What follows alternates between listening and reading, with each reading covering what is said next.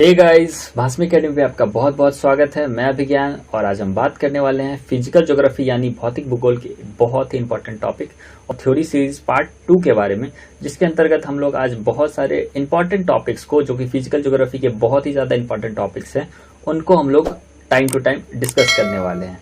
तो चलिए देख लेते हैं आज के शेड्यूल में हम लोग कौन कौन से टॉपिक्स को डिस्कस करने वाले हैं।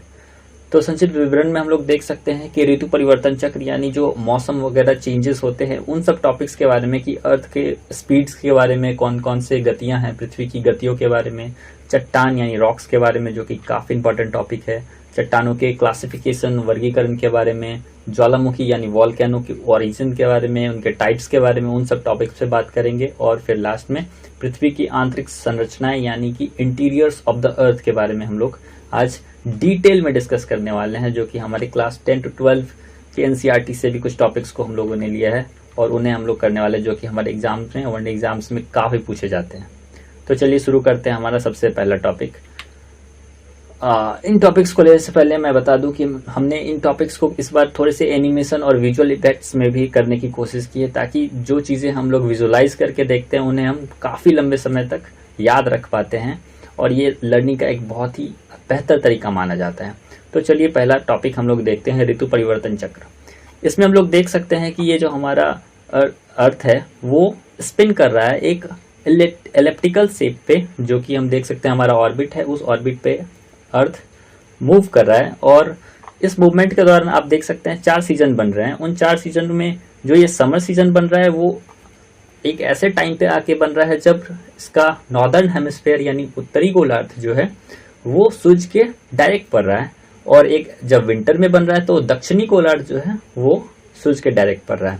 तो जो भी सन के डायरेक्ट टाइम में पड़ती है उस समय उधर गर्मी हो जाती है, और जो उसके बैकवर्ड यानी अपोजिट साइड पड़ती है वहां पे ठंडी हो जाती है। तो ये एक प्रोसेस के थ्रू आप देख सकते हैं और काफी आसानी से समझ सकते हैं कि ये जो कुछ भी वेदर का जो सीन बन रहा है वो सारी की सारी प्रोसेस जो रिवॉल्यूशन ऑफ द अर्थ के कारण हो रहा है, जो रिवॉल्यूशन हो रहा है, परिक्रमण हो रहा है, उन चीजों के कारण जो है ये सारी चीजें हो रही हैं।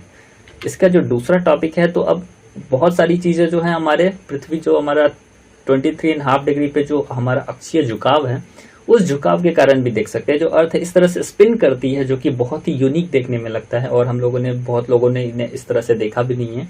तो ये जब स्पिन करती है तो ये पूरे साल का एक ओवरव्यू आपको दिखाया जा रहा है कि पूरे साल में जब ये इस तरह से घूमती है तो क्या क्या कंडीशंस बनती हैं, कब उत्तरी गोलार्ध पर सीधे धूप पड़ती है तिरछी, और कब दक्षिणी गोलार्ध पर तिरछी पड़ती है और दूसरा साइड जो है अंधेरे में चला जाता है। तो ये 2 प्रोसेसेस जो हैं वो आपको बहुत ही एक्सप्लेन्ड वे में बता सकते हैं कि कब जो है हमारे उत्तरी गोलार्ध पे सूरज डायरेक्ट पड़ती है और कब हमारे दक्षिणी गोलार्ध पे पड़ती है। तो जब ये उत्तरी गोलार्ध पे पड़ेगी तो काफी सारे कैरेक्टरिस्टिक्स बनेंगे, जिनके बारे में हम लोग अभी आगे डिस्कस करने वाले हैं। आई होप ये क्लियर हुआ होगा इस विजुअल इफेक्ट के द्वारा। अब ऋतुओं का जो चक्र है, पृथ्वी के परिभ्रमण के कारण ये जो हमारा परिभ्रमण हो रहा है, रिवॉल्यूशन हो रहा है, इससे 4 कंडीशंस बनते हैं। थोड़ा इंग्लिश में भी देख लेते हैं। एक समर सॉल्स्टिक्स, एक विंटर सॉल्स्टिक्स, एक इक्विनॉक्स और इक्विनॉक्स। तो इक्विनॉक्स का अर्थ होता है जो हमारा दिन और रात का जो टाइम है वो बराबर हो जाए। दिन और रात का जो टाइम है वो 12-12 घंटे का हो जाए, तो इक्विनॉक्स का टाइम आता है। जब ये कंडीशन तब बनती है जब हम ऑर्बिट के सन और अर्थ का जो टाइम है, डिस्टेंस है, वो एकदम सेम हो जाता है, तब ये इक्विनॉक्स की कंडीशन बन जाती है। एक ऐसा टाइम भी आता है जब सूर्य से पृथ्वी जो है काफी दूर हो जाती है, लेकिन जब वो जो साइड अर्थ के तिरछे पड़ता है, मतलब सीधे पड़ता है, वहां पे गर्मी हो जाती है, और जो उसके ठीक अपोजिट पड़ता है वहां ठंडी हो जाती है। तो ये चीज हम लोग देख सकते हैं अपने इस फिगर के द्वारा। नेक्स्ट पॉइंट देख लेते हैं कि कौन कौन सा वो इंपॉर्टेंट डेट है, जो कि हमारे एग्जाम में कई बार पूछ लिया गया है कि कौन सा ऐसा डेट है जब वो इक्विनॉक्स हो जाता है, दिन और रात बराबर हो जाते हैं। तो वो 21 मार्च और 23 सितंबर है। 21 मार्च पॉइंट टू बी नोटेड, 21 मार्च और 23 सितंबर ऐसे हैं जब विषुवत रेखा यानी इक्वेटर पे दिन और रात जो है वो बराबर हो जाते हैं। क्लियर है। और जब समर सॉल्स्टिक्स और विंटर सॉल्स्टिक्स की बात करेंगे, यानी जून का अयानंत और दिसंबर का अयानांत के बारे में हम लोग बात करेंगे, तो ये क्या होता है, 21 जून को जो है सबसे बड़ा दिन होता है। किधर, तो नॉर्दर्न हेमिस्फेयर यानी उत्तरी गोलार्ध में। क्यों होता है, क्योंकि इस दिन जो है सूरज इक्वेटर पे और उत्तरी गोलार्ध पे सीधी पड़ती है, एकदम सीधी पड़ती है, जिसके कारण वो सबसे बड़ा दिन भी हो जाता है और उसका ठीक अपोजिट जो हो जाता है वो दक्षिणी गोलार्ध पे सबसे छोटा दिन हो जाता है। और जब हम दक्षिणी गोलार्ध की बात करते हैं तो ये 21 दिसंबर को आप देख सकते हैं कि 21 दिसंबर को जब ये सीधी पड़ती है किधर, तो साउदर्न हेमिस्फीयर यानी दक्षिणी गोलार्ध में, तब इधर 21 दिसंबर को क्या होता है, सबसे बड़ा दिन हो जाता है और इसके ठीक अपोजिट यानी उत्तरी गोलार्ध पे सबसे छोटा दिन हो जाता है। यानी ये लॉजिक तो हमारे दिमाग में बैठ जाना चाहिए कि अगर एक साइड सबसे बड़ा दिन हो रहा है एक गोलार्ध पे, तो दूसरे ही गोलार्ध पे वो सबसे छोटा दिन होगा। अगर एक साइड सबसे छोटी रात हो रही है तो दूसरी साइड सबसे बड़ी रात होगी। ये हमारे कॉन्सेप्ट में आना चाहिए। तो इस तरीके से हम लोग इस फिगर को और भी अच्छे तरीके से ऑब्जर्व करेंगे। वीडियो को आप बाद में पॉज करके भी देख सकते हैं, तो हमें ये चीजें समझ में आ जाएंगी। अगर कोई भी डाउट रह जाता है तो आप मुझसे बाद में ही पूछ सकते हैं। नेक्स्ट, काफी इंपॉर्टेंट टॉपिक, चट्टान, सेल एंड रॉक्स। अब रॉक्स की जब बात होती है तो रॉक्स का ओरिजिन है वो कैसे हुआ है, तो ये जब हमारा अर्थ बन रहा था उस समय से ही ये सॉलिड पार्टिकल्स वगैरह बने हैं। उसके बाद से कठोर भूभाग पर ये पूरी तरह से फैल गए हैं। इसके पीछे कई सारे इंपॉर्टेंट सिद्धांत वगैरह भी दिए गए हैं। तो हम लोग अभी इसके बारे में बात कर लेते हैं कि ये पृथ्वी की बाहरी परत की संरचना की मूलभूत इकाई है। ये बेसिक इकाई है, यूनिट है, जिसके द्वारा जो है हमारे अर्थ का निर्माण होते समय ये सब चीज़ें बनी हैं। अब इन सब चीज़ों के बनने के पीछे प्रोसेसेस क्या हैं, इनके टाइप्स क्या हैं, उनके बारे में भी थोड़ा सा चर्चा कर लेते हैं। तो चट्टानों का जो अध्ययन है वो पेट्रोलॉजी कहलाता है, पेट्रोलॉजी। तो study of rocks is called petrology.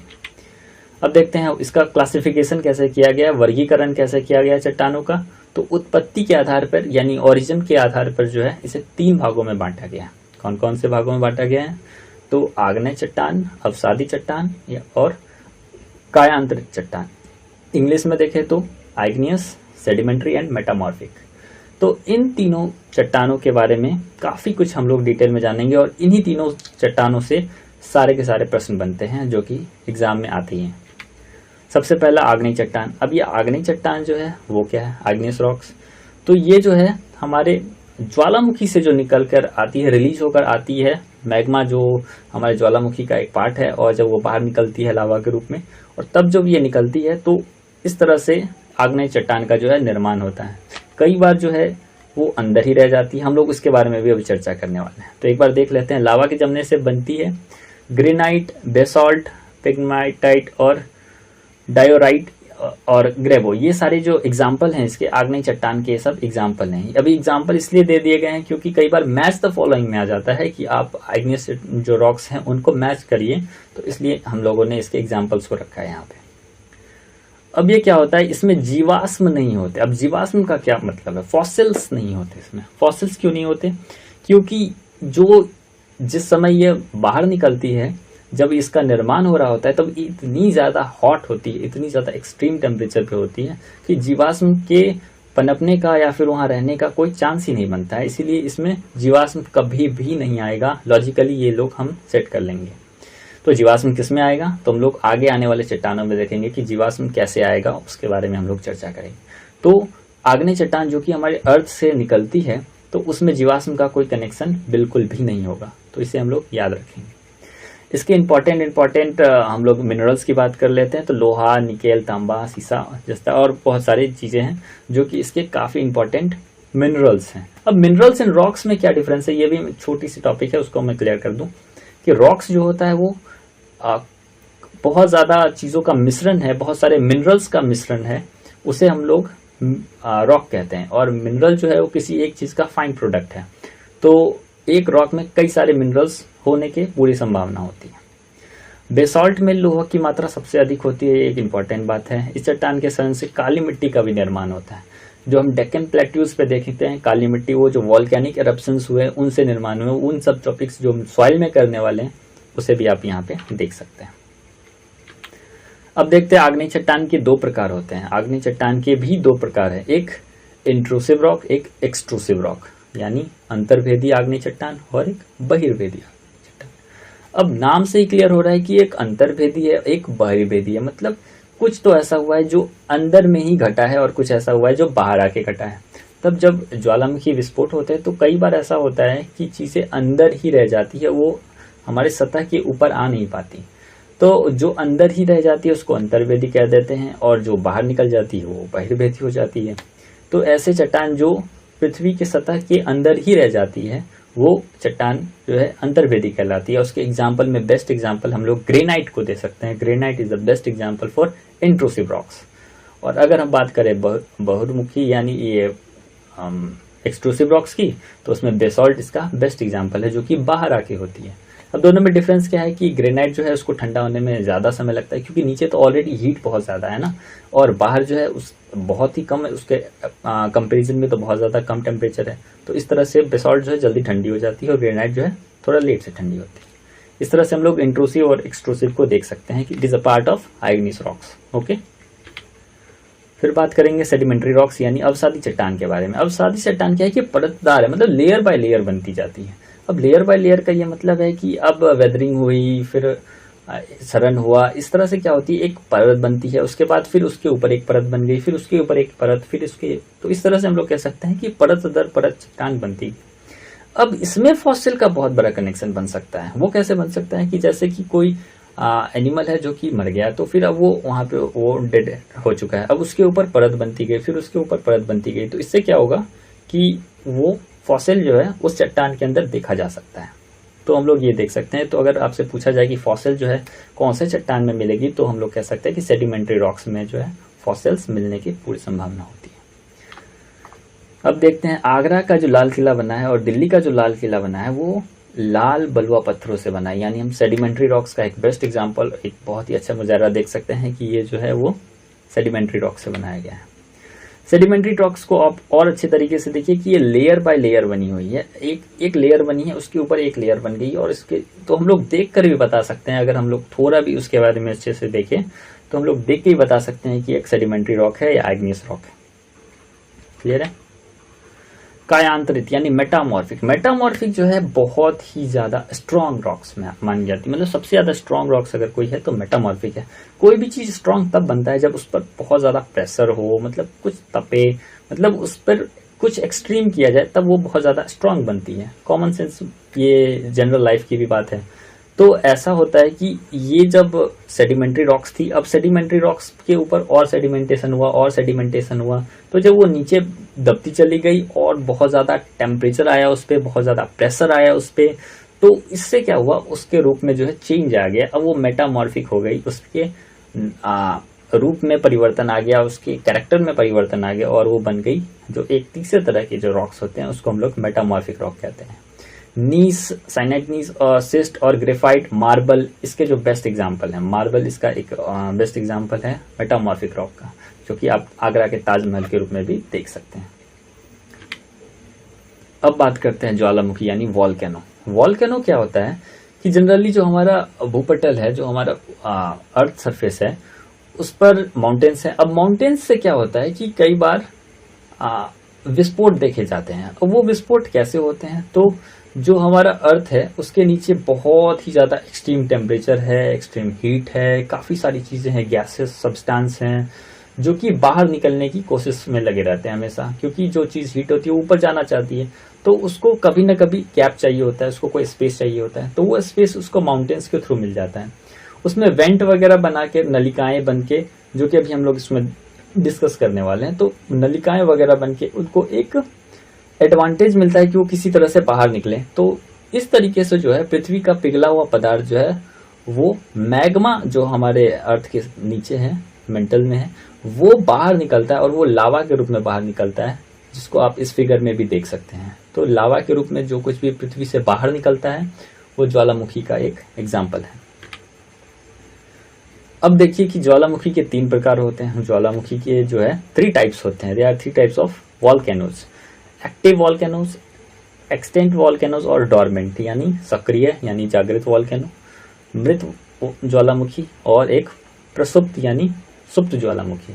इन तीनों के बारे में हम लोग डिटेल में बात करेंगे कि सक्रिय यानी जागृत क्या होता है। नाम से ही देख सकते हैं आप, इमेज में भी देख सकते हैं। ये जो इमेज आपके सामने पड़ी हुई है वो एक एक्टिव वॉल्केनो का एग्जाम्पल है। अब एक्टिव वॉल्केनोज जो है वो क्या होते हैं, तो ये ऐसे वॉल्केनोज है जो कि काफी टाइम से तो नहीं फटे, लेकिन इसमें उद्गार होते रहते हैं, और जब होते हैं तो बहुत ही खतरनाक रूप से होते हैं।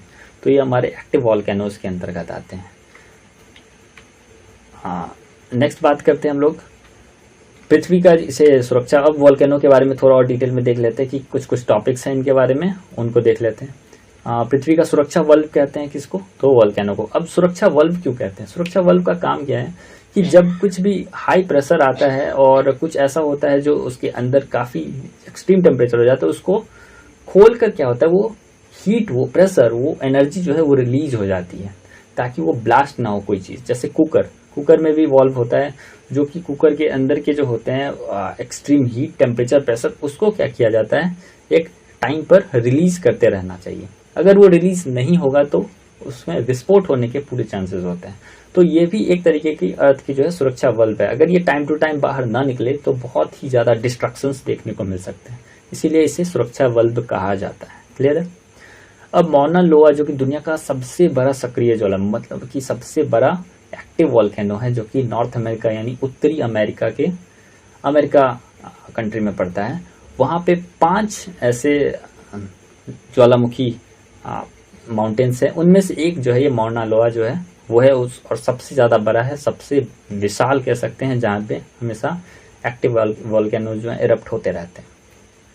फिर बात करेंगे ओहोस डेल सलाडो, जो कि एक एक्टिव ज्वालामुखी है जो कि चिली में पड़ता है। अमेरिका, साउथ अमेरिका में चिली एक देश है, उसमें पड़ता है, जो कि दुनिया का सबसे ऊंचाई पे स्थित एक्टिव वॉल्केनो है, जिसकी ऊंचाई 22,615 फीट है। तो इसको हम लोग याद रखेंगे कि साउथ अमेरिका यानी कि दक्षिण अमेरिका में एक चिली एक देश है जहाँ पे दुनिया का सबसे ऊंचाई पे रहने वाला एक स्थित एक एक्टिव वॉल्केनो है। ठीक है, अब बात भारत की भी कर लेते हैं। भारत में क्या है, बैरन द्वीप जो है हमारा एकमात्र सक्रिय ज्वालामुखी है हमारे इंडिया में। बैरन कहाँ पे है, तो अंडमान एंड निकोबार में फैला हुआ है। ये जो अंडमान निकोबार है, इसमें लगभग 3 किलोमीटर के इलाके में जो है ये बैरन द्वीप जो है वो फैला हुआ है। अब ये क्या है कि यहाँ पे लास्ट टाइम अगर बात करेंगे, हिस्ट्री की बात करें, तो 2005 के 28 मई को यहाँ पे एक लास्ट टाइम जो है एक एक्सप्लोजन देखने को मिला था, वॉल्केनो इरप्शन देखने को मिला था। तो ये एक बात है। अब इस फिगर के थ्रू हम लोग देख सकते हैं कि ये जो हमारा वॉल्केनो इरप्ट होता है उसमें कुछ पार्ट्स हैं। ये जो आप पहला पार्ट देख रहे हैं, जस्ट अ सेकेंड, ये जो आप पार्ट देख रहे हैं ये ऐश है। इस ऐश में जो है बहुत ही ज्यादा water vapour, I think 90% of water vapour और बहुत सारे पॉइजनस गैसेस।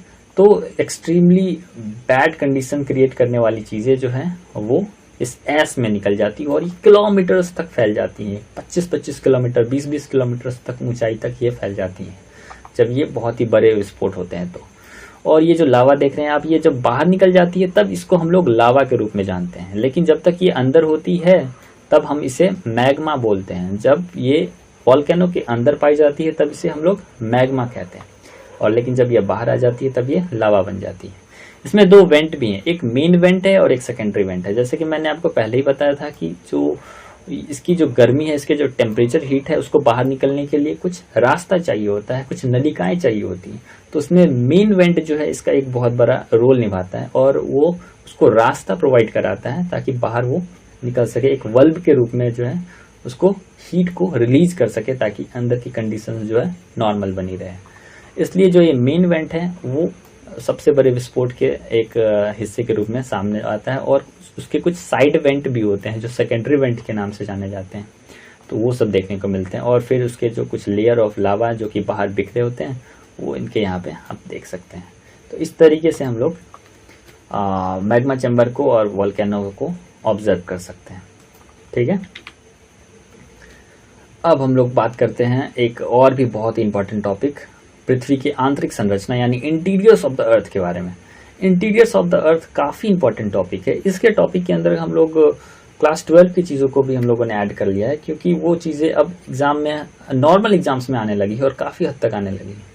तो पहले हम लोग इसको पहले नॉर्मल तरीके से देख लेते हैं कि पृथ्वी की आंतरिक संरचना है जो कि परत दर परत जो बनी हुई है, हम लोग उसको एक प्याज या फिर एक एग, दोनों ही तरीके से जान सकते हैं कि जैसे जैसे हम प्याज के छिलके को हटाते हैं और उस तरह से जो है वो हटती जाती है और छिलकी बनती जाती है, उसी प्रकार हमारा अर्थ भी है, जो कि आप इस फिगर में भी देख सकते हैं कि उसको एक एक लेयर को अगर हम हटाएं तो हम लोग अंदर तक जाएंगे और वो काफी सेम सिमिलैरिटीज देखने को मिलेंगे एक प्याज को या फिर एक एग अंडे को। अब अंडे को ही बात कर ले तो हम अंडे में देखते हैं क्या होता है कि एक सेल होता है बाहर का, बहुत ही पतला लेयर होता है, जैसे कि हम लोग उसको क्रस्ट के रूप में मान सकते हैं। अब उसके अंदर क्या होता है कि वाइट पार्ट्स होते हैं उसके, जिसको हम लोग मेंटल मान सकते हैं, और उसके अंदर एक येलो पार्ट होता है जिसको हम लोग क्रोड मान सकते हैं। तो काफ़ी कुछ सिमिलैरिटीज है, हम लोग उसको फैमिलियर होने के लिए हम लोग एग और ऑनियन का जो है एग्जाम्पल ले सकते हैं। अब बात करते हैं पृथ्वी के जो आंतरिक संरचना है उसको 3 भागों में बांट दिया गया है। It is divided into 3 parts. कौन कौन से हैं? भूपर्पट्टी यानी कि क्रस्ट, मेंटल और क्रोड यानी कि कोर। अब कोर में जब हम लोग आएंगे तो कोर को भी 2 भागों में बांटा जाएगा, तो हम लोग पहले इसको कवर करते हैं। इस फिगर से हम लोग इसको, यहाँ तक हमारा क्लियर हो गया, तो हम लोग आगे देखते हैं। भूपर्पट्टी यानी कि क्रस्ट। अब भूपर्पट्टी की बात करें तो पृथ्वी की सबसे ऊपर लेयर है और सबसे पतली लेयर है, काफी पतली है, बहुत ही ज्यादा पतली है। और इसकी औसत गहराई जो है 5 से 70 किलोमीटर तक है। आप बोलेंगे कि 5 से 70 किलोमीटर पतली है। यस, 5 से 70 किलोमीटर जो है बहुत पतली मानी जाएगी, क्योंकि जब आगे कंपैरिजन करेंगे तो वो 2000, 3000, 4000 वाली जो है वो मोटाई देने वाले हैं। तो इसलिए हम लोग 5 से 70 किलोमीटर बहुत ही पतली मानेंगे। एक मन में डाउट आ रहा होगा कि 5 किलोमीटर से 70 किलोमीटर के बीच इतना डिफरेंस क्यों है? तो ये डिफरेंस जो है वो डिफरेंस बनता है जहाँ पे ओशियन क्रस्ट बनते हैं और वहाँ पे जो है उसकी जो है मोटाई बहुत कम हो जाती है, और जहाँ पे कॉन्टिनेंटल क्रस्ट होते हैं वहाँ पे इसकी मोटाई बहुत ज़्यादा हो जाती है। जैसा कि आप इस फिगर में देख सकते हैं कि जहाँ पे पहले से ही गहराई है वहाँ पे इसकी लेयर जो है काफ़ी पतली है, और जहाँ पे माउंटेन्स है वहाँ पे लैंड है, टेरेस्ट्रियल प्लेसेस हैं, वहाँ पे जो है इसकी क्रस्ट की जो है मोटाई 70 से 90 तक भी चली जाती है। तो इस तरीके से हम लोग इसको ऑब्जर्व कर सकते हैं कि जो हमारा क्रस्ट है, इस क्रस्ट के 5 से 70 किलोमीटर तक की चीज़ें हैं। इतना क्लियर है? अब बात करते हैं भूपर्पट्टी की, जो हल्की चट्टानों से बनी हुई है, काफ़ी हल्की चट्टानों से बनी है। अब ये मुझे बताने की भी ज़रूरत नहीं होनी चाहिए, क्योंकि जनरली जो भी चीज़ें सबसे ऊपर होंगी वो ऑब्वियसली हल्की होंगी।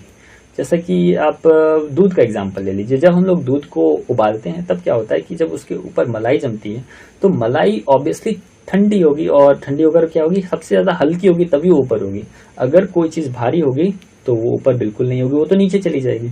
तो जो चीज़ें सबसे ऊपर ही है, इसका मतलब वो चीज़ें अरेंज हो गई हैं, अरेंज की गई हैं बहुत ही सही पैटर्न में, कि जो सबसे ऊपर होगा वो सबसे हल्का होगा, जो उससे नीचे होगा वो थोड़ा भारी होगा, और जो सबसे नीचे होगा वो सबसे ज़्यादा भारी होगा। तो इस तरीके से हम लोग कॉमन सेंस से भी पता कर सकते हैं कि ये मेंटल जो है, ये क्रस्ट जो है वो बहुत ही ज़्यादा हल्की है। अब इसमें हल्के होने के पीछे कुछ एलिमेंट्स होंगे, उन एलिमेंट्स को जान लेते हैं क्या है इसके पीछे का राज। तो भूपर्पट्टी का जो अधिकांश हिस्सा है वो सियाल से बना हुआ है। अब ये सियाल का कॉन्सेप्ट क्या है? कई बार सुना होगा सियाल, सीमा, नीपे। तो ये सियाल जो है वो सिलिकन और एल्यूमिनियम को कहते हैं, इसका शॉर्ट फॉर्म है सिलिकन एंड एल्यूमिनियम। अब ये silicon, SI for silicon and AL for aluminium, ये दोनों ही एलिमेंट्स काफ़ी हल्के हैं, इसीलिए सबसे ऊपर हैं और क्रस्ट पे पाए जाते हैं बहुत ही व्यापक तौर पे, काफ़ी ब्रॉडली। ओके, इस तरीके से हम लोग भूपर्पट्टी को देख सकते हैं। अब इसके बाद जो 100 किलोमीटर से जो आगे का जो गहराई होगा उसको हम लोग मेंटल में कवर करेंगे। कुछ डिसकंटिन्यूटीज भी हैं, अंतर संबंधिताएं भी हैं, उन चीज़ों को भी हम लोग देखने वाले हैं, लेकिन उसको लास्ट में देखेंगे। पहले हम लोग बेसिक चीज़ों को कवर कर लेते हैं, ठीक है। मेंटल, अब ये एक ऐसी परत है जो कि सबसे बाहरी परत के नीचे है और जो सबसे अंदर आंतरिक परत है उसके ऊपर है।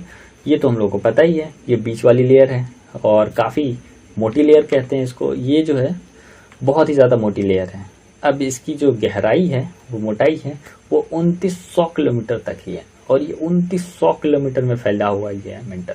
अब मेंटल को भी हम लोग 2 भागों में बांटते हैं, एक अपर मेंटल, एक लोअर मेंटल। जनरली तो नहीं बांटते, लेकिन जब हम लोग उसके डिसकंटिन्यूटीज पर बात करेंगे तब उसको हम लोग 2 भागों में बांट देंगे, एक अपर मेंटल, एक लोअर मेंटल, ठीक है। अभी देखते हैं मेंटल का जो विस्तार है वो मोहो से लेकर इसको हम लोग देख सकते हैं, हिंदी है थोड़ा सा कंफ्यूजन हो रहा है।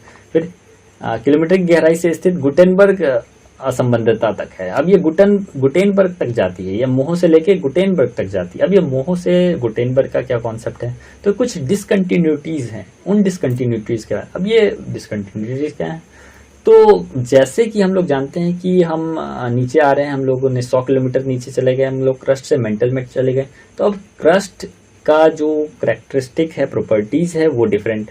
अब जब मेंटल में जाएंगे तो उसके जो भी एलिमेंट्स होंगे वो डिफरेंट होंगे, तो उन दोनों के बीच में जो हो गया वो डिसकंटिन्यूटी हो गया, और उसी को हम लोग कहते हैं डिसकंटिन्यूटी, यानी असंबद्धता का नियम।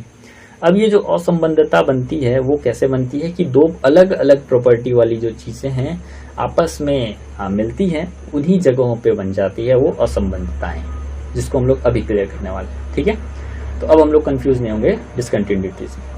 तो मेंटल में कहाँ से कहाँ तक है, तो मोहो से लेकर गुटेनबर्ग तक के जो डिसकंटिन्यूटीज हैं वो मेंटल में पाए जाते हैं। तो आपसे कोई भी पूछ ले एग्जाम में कि गुटेनबर्ग की जो असंबद्धता है वो कौन से लेयर में पाई जाती है, तो बोल सकते हैं कि मेंटल में पाई जाती है। इसको आगे डिटेल में करने वाले हैं। ठीक है, वो प्रॉपर्टी का जो अधिकांश हिस्सा है वो सीमा से बना हुआ है। अब सीमा का क्या कॉन्सेप्ट है, तो Si for silicon and Ma for magnesium, जो कि एल्यूमिनियम से थोड़ी भारी होती है और इसीलिए वो मेंटल में हम लोग देख सकते हैं। और ये लिक्विड स्टेट होता है, पूरी तरह से लिक्विड स्टेट है मेंटल, गाढ़ा लिक्विड कह सकते हैं। अब क्रोड की बात कर लेते हैं, यानी कोर की बात कर लेते हैं। कोर को जो है पृथ्वी की सबसे आंतरिक जो है पार्ट कहा जाता है, भाग कहा जाता है। क्रोड के भी दो भाग होते हैं, दो भागों में हम लोगों ने उसे डिवाइड कर दिया है, एक बाह्य क्रोड, एक आंतरिक क्रोड। अब बाह्य क्रोड और आंतरिक क्रोड में हम लोगों ने इसे क्यों डिवाइड किया, क्योंकि उन दोनों में भी काफी कुछ जो है वो चीजें डिफरेंट हैं, डिसिमिलरिटीज हैं, काफी कुछ अंतर देखने को मिले हैं, इसीलिए हम लोगों ने उन दोनों को भी अलग अलग चीजों में बांट दिया है, बाह्य और आंतरिक में। फिर बात करते हैं निकेल की और मतलब कि फेरिक की, यानी फेरिक हम लोग आयरन को कहते हैं, तो निफे, फेरिक और निकेल इन दोनों को मिलाकर हम लोग निफे बोलते हैं।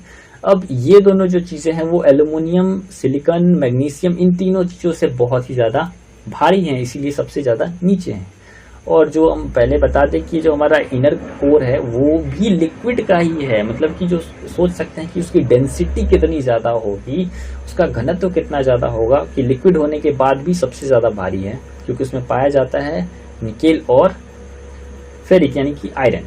इन सब चीजों से जो है हमारा क्रोड बना हुआ है।